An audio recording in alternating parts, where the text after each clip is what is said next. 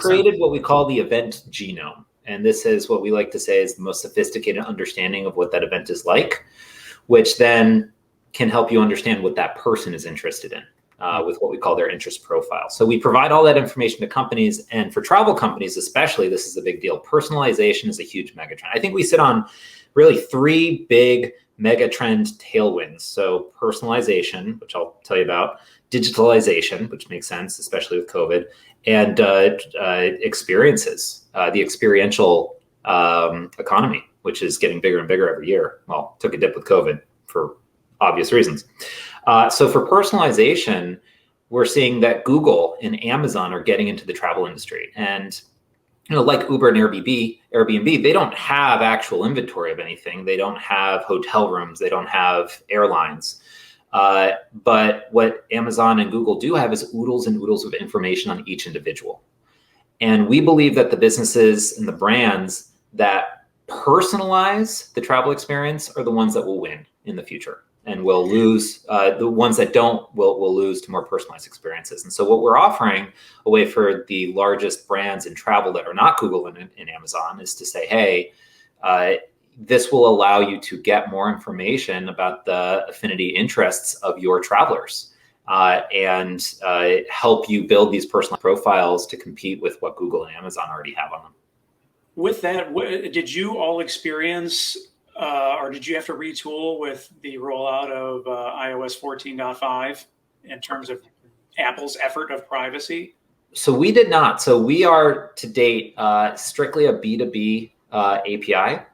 So we do have our information exist on apps, but through customers. And so our customers have dealt with those. I'm actually kind of in the dark as to what the implications of that change up have meant, because it doesn't affect us. Gotcha.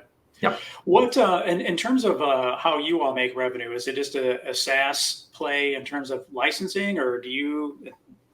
That's right. And now DaaS is kind of one of the buzzwords that's gaining some traction. So data as a service instead of software as a service might apply even better to us. So that's right. So we charge, it's very much depends. We have an intake form for each customer. We don't want to charge them for content that they don't want or need. But we typically will charge on a, what we call market basis per market per month, and then volume-based pricing based on how many markets you're looking for. We also have in this intake form a lot of levers around, are you just looking for leisure events? Do you need photos and images and descriptions, or just one of those? How many events are you looking for? And so on.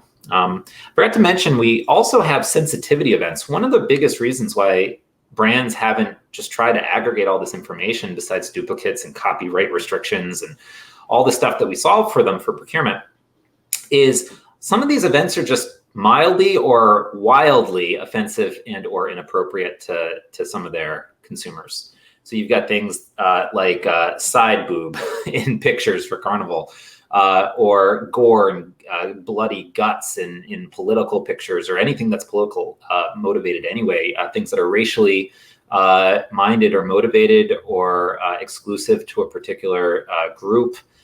You've got things with sexual innuendos, events happening at strip clubs. So we've created a sensitivities taxonomy as well, which we provide to brands, and they're able to decide, what their brand stands for and what kinds of events they don't want to represent their brand.